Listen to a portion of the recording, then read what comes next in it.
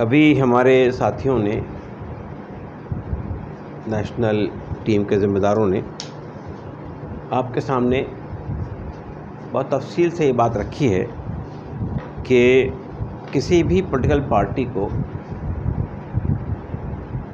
Cadre की, अफराद की, मेंबर्स की ज़रूरत क्यों होती है।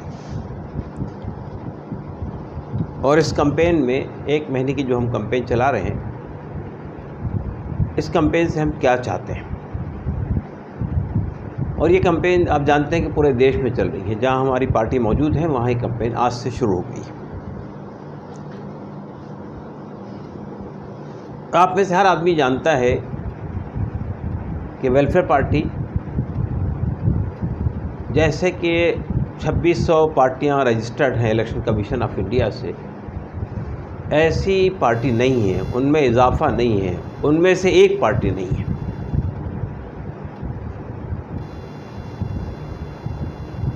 हमारा मुल्क एक जमहूरी मुल्क है, एक लोकतंत्र है, एक डेमोक्रेसी है।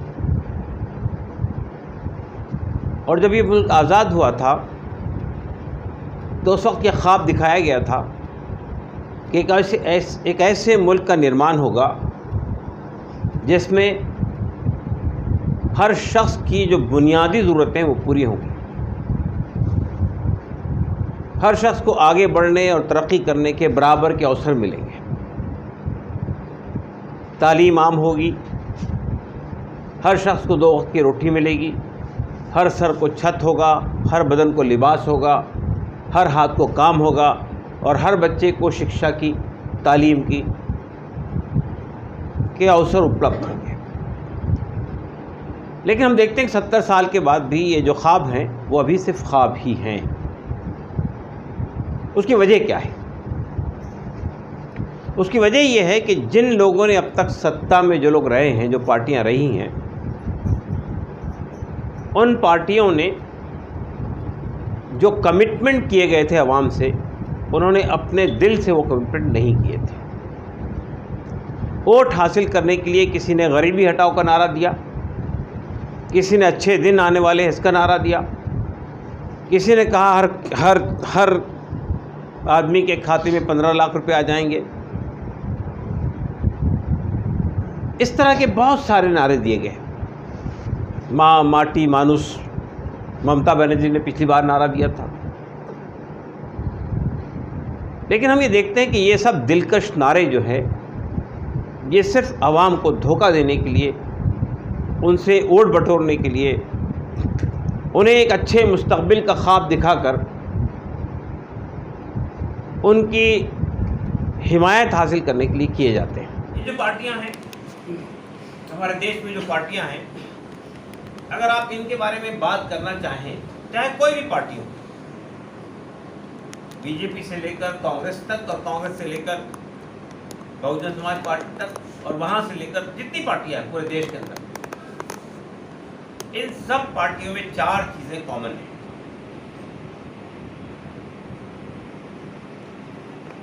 ये सब करप्ट पार्टियां हैं और ये इलेक्शन में हिस्सा लेने के जरिए से या सत्ता हासिल करने के लिए इनका एक खास लक्ष्य होता है कि हमें पैसा जमा करना है। नतीजा ये है कि आज आप देख लीजिए कि जितनी पार्टियां और लीडर्स हैं, उनके बैंक बैलेंसेस पहले क्या थे और अब क्या है। पहले उनका स्टैंडर्ड ऑफ लिविंग क्या था और अब क्या है। राजीव गांधी ने एक बार कहा था कि हम जो वेलफेयर के लिए पैसा निकालते हैं आवाम के, 1 रुपया निकालते हैं तो 10 पैसा उस आदमी तक पहुंचता है। ये 1984 की बात है। आज तो शायद वो 1 पैसा भी, 10 पैसा भी नहीं।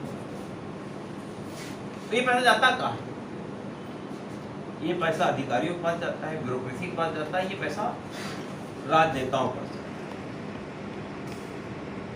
दूसरी चीज ये है, ये तमाम पार्टियां और इनके अंदर शामिल होने वाले लोग,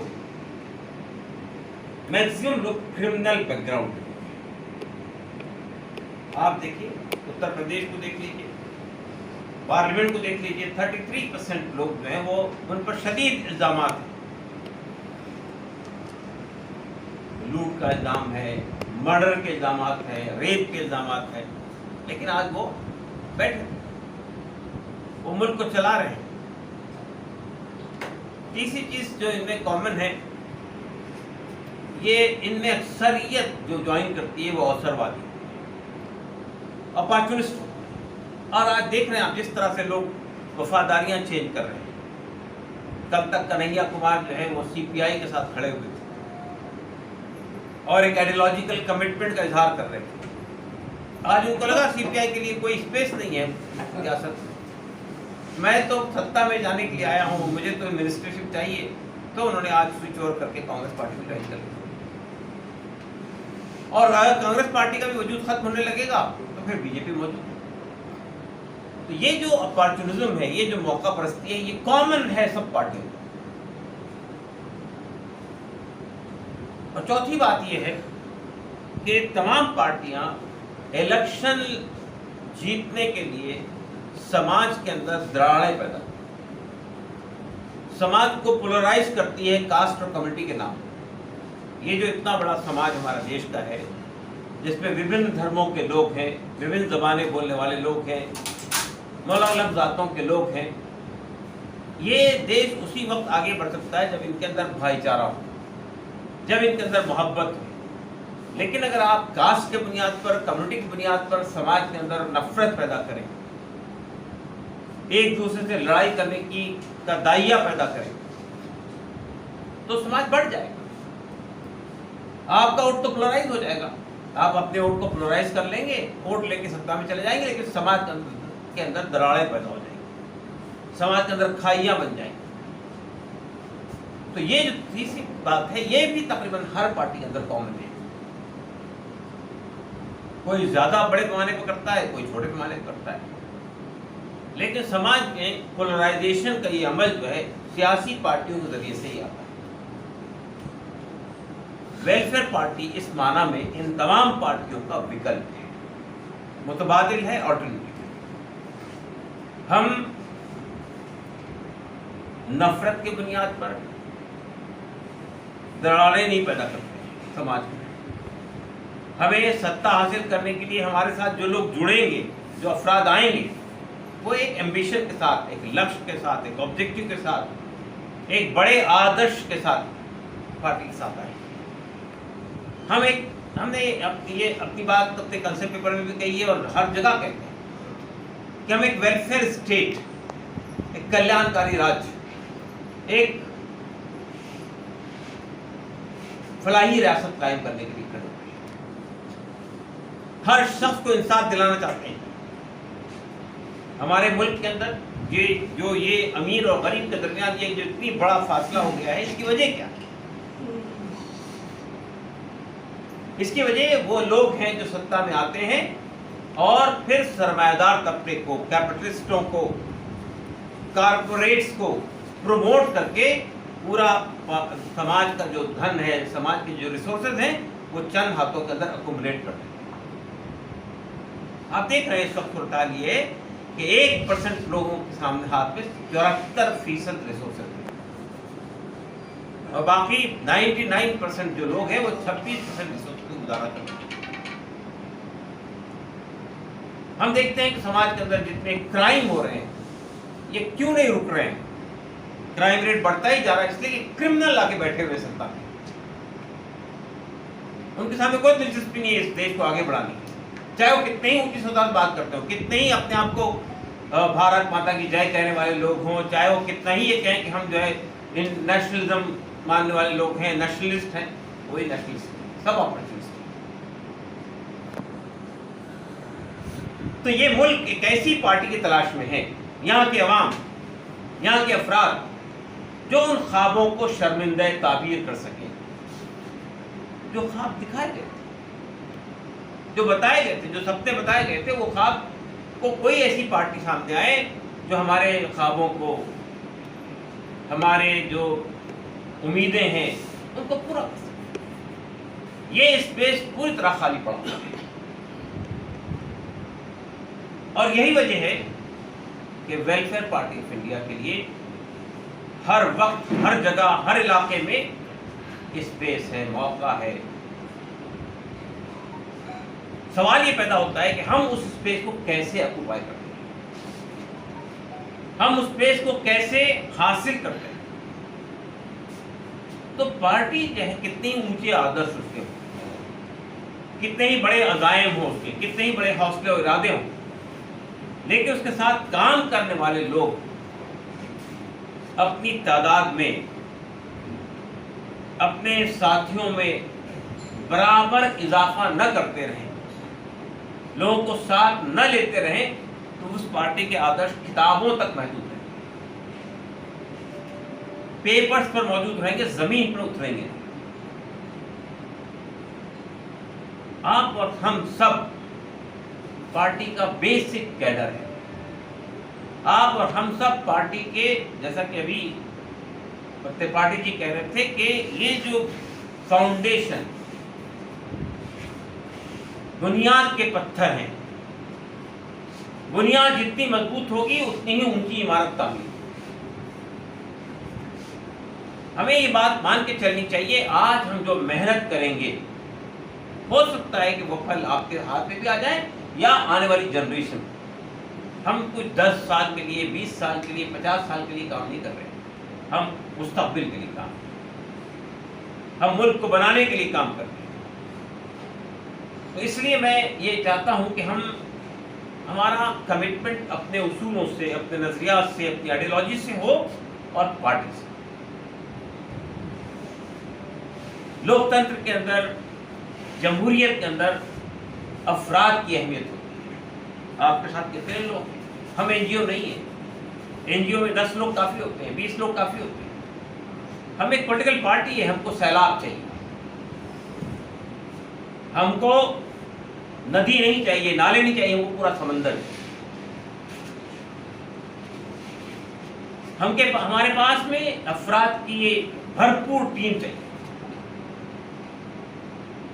भारत के अंदर 130 करोड़ की आबादी अगर है, ये पूरी आबादी हमारे एड्रेस ही है। ये पूरी आबादी को हम बुला रहे हैं अपना। ये पार्टी किसी एक कम्युनिटी की पार्टी नहीं है, किसी एक कास्ट की पार्टी नहीं है। ये इस मुल्क के अवाम की पार्टी है, चाहे वो हिंदू हो, मुसलमान हो, सिख हो, दलित हो, आदिवासी हो, फारसी हो, जैनी हो, बुद्धिस्ट हो, हर आदमी के लिए इस पार्टी के अंदर जगह है। हमें उस पार्टी का उसी स्वरूप को बनाने की जरूरत है। इस नेशनल कैंपेन के अंदर जो बात हमारे सुब्रमण्यम जी ने कही थी और जो बात मोहतरमा शीमा मुहसिन साहिबा ने कही थी कि हम चाहते हैं कि समाज का हर वर्ग, हर तबके के लिए इसमें स्पेस हो, उसको लाने की कोशिश करें हम। और जैसा कि आप जानते हैं कि 50% आबादी देश की, तकरीबन 50% आबादी महिलाओं पर आधारित है, खवातीन पर मुश्तमिल, लेडीज पर मुश्तमिल है, विमेन है। वो पूरी हमारी कोशिश चाहिए पार्टी के अंदर जो डेमोग्राफिक कंपोजिशन है वो आपके यहाँ नजर आना चाहिए। तो इसमें सिर्फ ये कोशिश मत कीजिए कि सिर्फ हम एक खास कम्युनिटी के लोगों को लेंगे, सबको लेने की कोशिश कीजिए। ये नजर आना चाहिए कि हाँ, वो लोग बहरहाल पार्टी की आइडियोलॉजी से, पार्टी के कंसेप्ट से इत्तेफाक करते हैं, उसके लिए उससे कहना भाई हम एग्री करते हैं। ऐसे किसी आदमी के लिए पार्टी में स्पेस नहीं है जो कहे कि भाई इस कंसेप्ट को मैं नहीं मानता। वैल्यू बेस्ड पॉलिटिक्स को आप अपनी जेब में रखिए, समाज में तो, सियासत में तो सब चलता है, ये को नहीं है। तो ये बात समझ लीजिए कि हम पार्टी के अंदर ये जो आपके सामने हमारे सुब्रमण्यम साहब ने टारगेट बताया है, ये टारगेट मिनिमम टारगेट है। हम तो आसमान पे कमंदे डालना चाहते हैं। तो हमारी कोशिश ये होनी चाहिए कि हम इस टारगेट को क्रॉस कर जाएं। और जैसा कि अभी आपने सुना, ये कैंपेन 1 महीने की है, लेकिन 1 महीने के बाद काम नहीं खत्म होगा। 1 महीने में हम लगातार, और ये 10 मिनट से काम नहीं चलने वाला। दिन भर में आप कहें कि हम 10 मिनट देंगे पार्टी को, नहीं। पार्टी में आने का मतलब यह है कि आप 24/7 के वर्क करें, 24 घंटे 7 दिन। इसका ये मतलब नहीं है कि 24 घंटे 7 दिन आप मैदान में खड़े रहेंगे। आप सो रहे हैं, जाग रहे हैं, बैठे हैं, आप पर पार्टी ताली हुई, आपके होश पर, आपके आवाज पर। आप साथ सोते वक्त भी अगर ख्वाब देखना हो तो भी पार्टी को देखिए। ख्वाब में भी ये आना चाहिए भाई कैसे होना चाहिए, कहाँ होना चाहिए, कहाँ जा रहे हैं, आप क्या कर रहे हैं, तकरीर कर रहे हैं, भाषण दे रहे हैं, लोगों को बुला रहे हैं, पार्टी नजर आनी चाहिए। जब आपके हवास पर पार्टी तारी हो जाएगी ना, तब हमारे लिए आगे बढ़ने में फिर कोई चीज रुकावट नहीं। आज भी किसी भी पार्टी के बारे में उसका आंकलन कैसा करते हैं लोग, ये पार्टी कहाँ खड़ी है, कितनी मजबूत है समाज के अंदर, दो चीजों से आकलन होता है। एक चीज ये होती है कि आपने इलेक्शन लड़ा, सीट भले ही आपने हासिल न की हो, कितना परसेंट वोट मिला है, और उसी बुनियाद पर पार्टी को रिकॉग्निशन मिलता है। जो सेंट्रल लेवल पे 6 पार्टी आपने बताइए कि वो रिकॉग्नाइज्ड है, और स्टेट लेवल पे कुछ पार्टी रिकॉग्नाइज्ड है, रिकॉग्नाइज कर रहा हूं। ये पार्टियां वो हैं जो हाँ रिकॉग्नाइज है। पार्टियां ये होता है कि 4% वोट अगर आपको पार्लियामेंट के इलेक्शन में मिल गया पूरे मुल्क में, तो आपको ऑल इंडिया लेवल के अंदर रिकॉग्निशन मिल जाता है। और स्टेट के अंदर भी इस तरह, या इतने एमपी या इतने एमएलए, बहुत बड़ी ताकत नहीं है। तो मैं ये कहना चाहता हूँ, एक रास्ता, एक तरीका तो ये होता है कि इससे आकलन होता है कि आपको कितना परसेंट वोट मिला। दूसरा तरीका ये होता है जांचने का कि आपने कितना परसेंट वोट मिला, कितने आपने विधायक जीते हैं, कितने आपने एमएलए और एमपी की सीटें हासिल की। दूसरा तरीका ये होता है कि आपने गवर्नमेंट पर अपनी मास मूवमेंट के जरिए, अपनी ताकत के जरिए, अपनी रैलीज के जरिए, अपने धरनों के जरिए, अपने प्रोटेस्ट के जरिए से गवर्नमेंट की पॉलिसी पर आपने कितना असरअंदाज हुए। आज देखिए दिल्ली के बॉर्डर पे फार्मर बैठे हैं, किसान बैठे हुए। ये और बात है कि हुकूमत दब नहीं रही है, बात नहीं मान रही है, लेकिन पूरी दुनिया में उनकी आवाज पहुंच गई है, मुल्क के अंदर उनकी आवाज पहुंच गई है, और सरकार अंदर से घबरा जरूर रही है यूपी के इलेक्शन में क्या होगा, फलां के इलेक्शन में क्या होगा, और उसको तोड़ने के लिए मुख्तलिफ हरबे इख्तियार कर रही है। लेकिन बहरहाल समाज के अंदर, लोकतंत्र के अंदर अवाम का सैलाब जो होता है वो तय करता है हुकूमत क्या करेगा। तो मिसालें मैं आपके सामने देना चाहता हूँ। आपने बहार अरब का नाम सुना होगा, अरब स्प्रिंग, अभी चंद साल पहले 2012 में अरब के अंदर एक सैलाब आया, और उस सैलाब ने हुकूमत, डेमोक्रेटिक हुकूमत नहीं थी, डिक्टेटरशिप थी, तुनिसिया में और इजिप्ट, ट्यूनिस में और इजिप्ट, दोनों जगह के हुक्मरानों को भागने में मजबूर कर दिया। तहरीर स्क्वायर के अंदर अगर आपने देखा होगा जो कुछ हुआ था, चंद दिन के अंदर वो बैठे जाकर वहां पे पूरा समंदर वहां जमा हो गया और हुकूमत को छोड़ के भागना पड़ा। यह है अवाम की ताकत। तो हम अपनी पार्टी को उस जगह देखना चाहते हैं कि आप सत्ता में आए या ना आए, लेकिन आप हुकूमत वक्त के दांत खट्टे कर सकते हैं, अवाम के इश्यूज को तय करा सकते। हमने केरला के अंदर एक इशू उठाया अपने हाथ में, लैंड फॉर लैंडलेस पीपल। बहुत सारे ऐसे लोग हैं जिनके पास घर नहीं है। केरला जैसी रियासत में जहाँ पे अच्छा खासा लोगों का जो जीडीपी अच्छा खासा है, जहाँ पे लोगों की पर कैपिटा इनकम बहुत ज़्यादा है, इसके बावजूद भी वहाँ एक बड़ी तादाद ऐसी जिसके पास अपना घर नहीं, अपनी ज़मीन नहीं। वेलफेयर पार्टी ऑफ इंडिया ने कासरगोड से त्रिवेंद्रम तक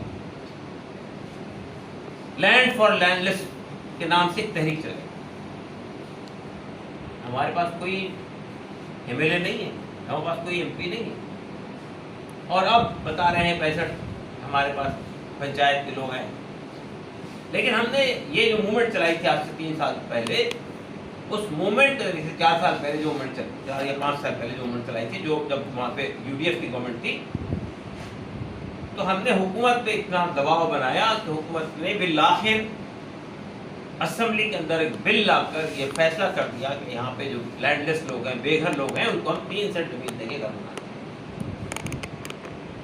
ये हमारी पहचान, ये काम आप यहाँ भी कर सकते हैं। हमारे यहाँ कितने सारे मसाइल खड़े हुए हैं दिल्ली के अंदर, आप जानते हैं, यहाँ इतना कूड़ा पड़ा रहता है, कितनी कोशिश बावजूद भी हम हटा नहीं पाए। इसलिए कि हमारे पास अगर जन आवाम का सैलाब होता तो हम यहाँ पे हुकूमत के दांत खट्टे कर सकते थे।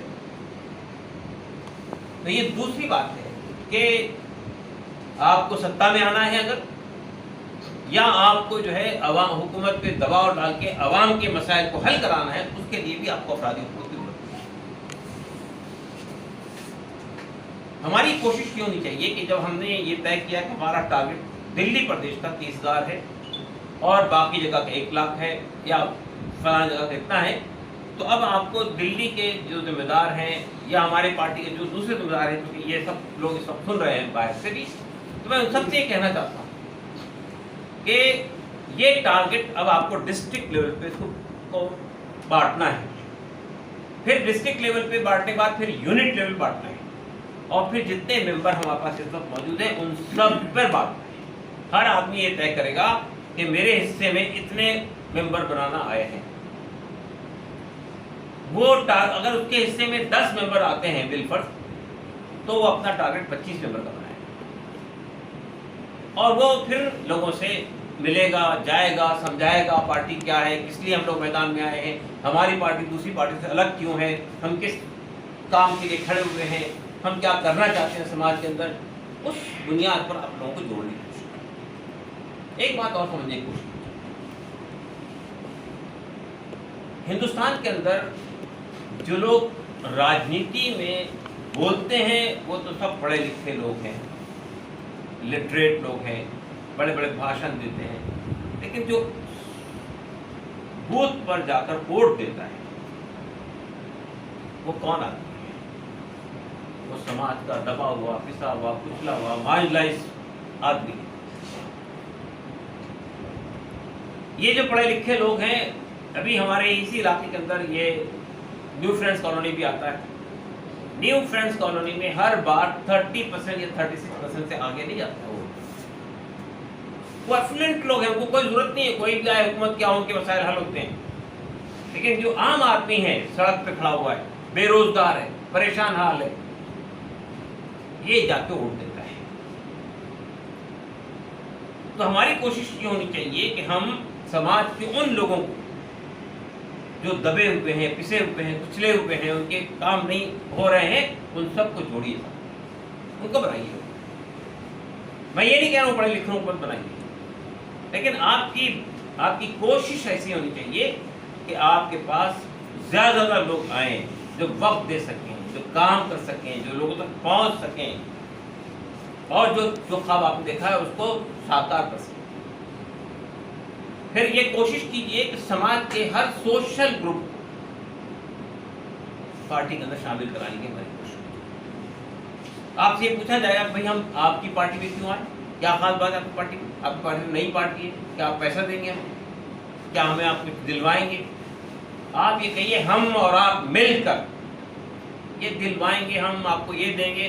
वो जानते हैं कि आप कितने मजबूत है और क्या दिला सकते हैं, आप जानते हैं। आप तो उनसे ये कहिए आइए हम और आप मिलकर एक नया भारत का निर्माण करेंगे, एक ऐसे भारत का निर्माण करेंगे जिसमें आपके और मेरे बच्चे, आपकी और मेरी औलादें एक उनके लिए एक अच्छा भविष्य, एक अच्छा मुस्तकबिल, एक अच्छा फ्यूचर उनके इस्तकबाल के लिए खड़ा हो। एक इनकलाबी बात कीजिए, उनसे कहिए कि हम और आप मिलकर एक नए भारत का निर्माण करेंगे, आइए साथ आइए। ये है हमारा कंसेप्ट, ये है हमारे वैल्यूज, ये है हमारे ऑब्जेक्टिव्स। इसके लिए हम आपके साथ, हम और आप मिलकर जद्दोजहद करेंगे।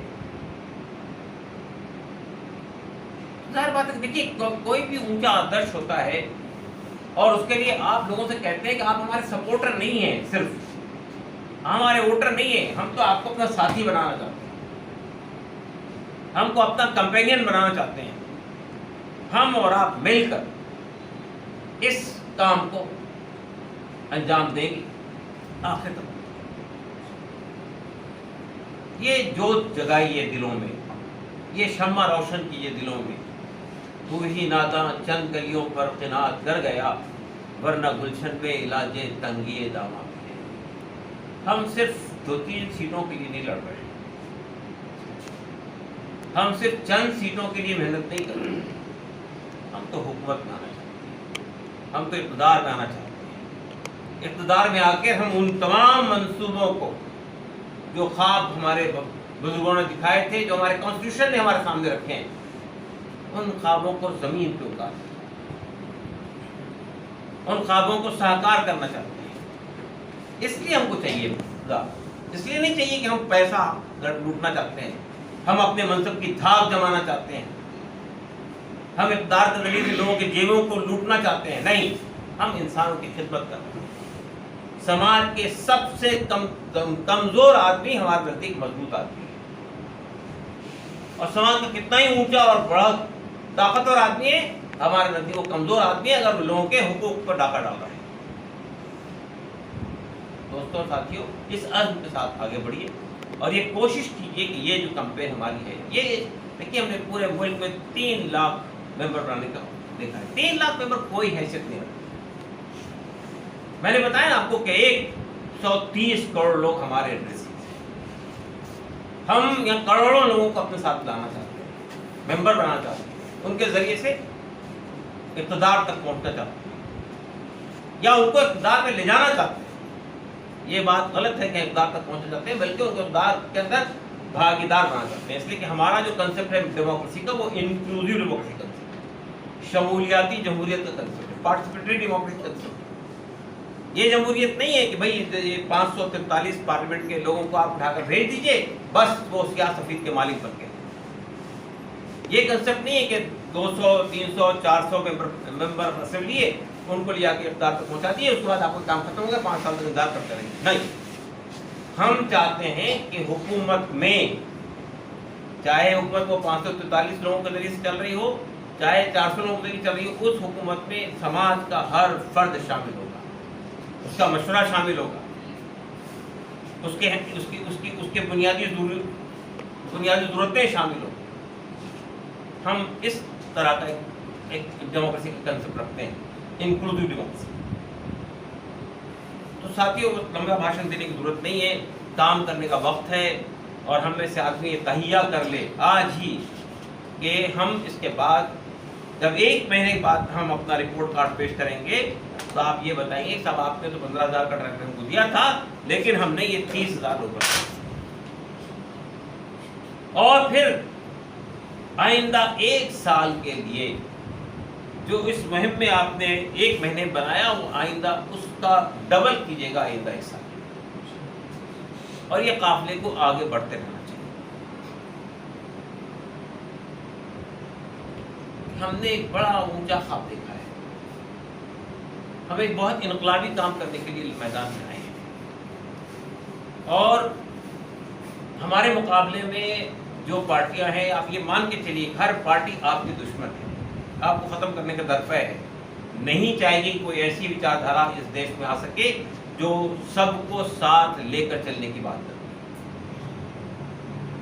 तो हम ये नहीं कह रहे कि आप मैदान में उठ के उनसे झगड़ा बोल ले लीजिए, लड़ाई लड़िए, लेकिन ये मान के चलिएगा कि कोई आपको बर्दाश्त नहीं करेगा, लेकिन आपको उसके बावजूद भी अपना स्पेस बनाना चाहिए। और इस वक्त कोई पॉलिटिकल पार्टी ऐसी नहीं है सिवाय एक आध पार्टी के जिसके पास कैडर है, हायर्ड लोग होते हैं, किराए के लोग होते हैं जो काम करते हैं, पैसे की उम्मीद पर आते हैं, कार्यकर्ता बनते हैं तो ये तय होता है कि इतना पैसा मिलेगा तब हम आएंगे। जो रैलियों में शिरकत करते हैं वो भी पैसा लेके शिरकत करते हैं। हम एक ऐसी पार्टी बनाना चाहते हैं जिसमें जो लोग शामिल होंगे वो इन छोटे छोटे एम्बिशन से बहुत ऊंचे होंगे, वो पैसा भी लगाएंगे अपनी जेब से, वक्त भी देंगे अपना, और कहेंगे नहीं, मैं ऐसे भारत के निर्माण में जो कुछ योगदान दे सकता हूं वो देने की इच्छा, चाहे मुझे मेहनत मजदूरी करके पैसा कमाना हो उसमें से भी शेयर दूंगा पार्टी को, चाहे मेरे पास में महीने में कुछ पैसा आता उसमें से शेयर दूंगा। ये पार्टी अफराद से भी चलेगी और अफराद के जेबों से भी चलेगी, अफराद के पैसे से। कोई अपना आधा घर पेश करेगा, कोई पूरा घर पेश करेगा, कोई मजदूरी करके पैसा ला कर देगा।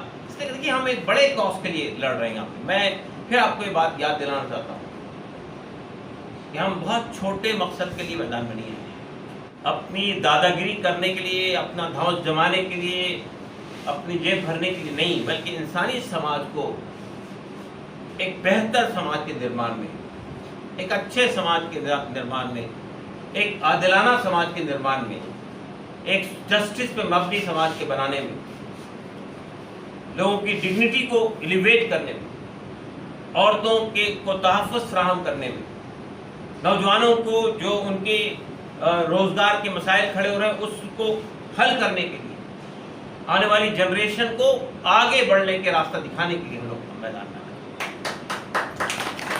तो ये वो अज़्म है, ये वो इरादा है, ये वो हमारे विशंस हैं जिसको फुलफिल करने में हमें हर आदमी को जो कुछ वो योगदान दे सकता है उसको देने के लिए तैयार होना चाहिए। इन्हीं अल्फाज साथ मैं खत्म करता हूँ।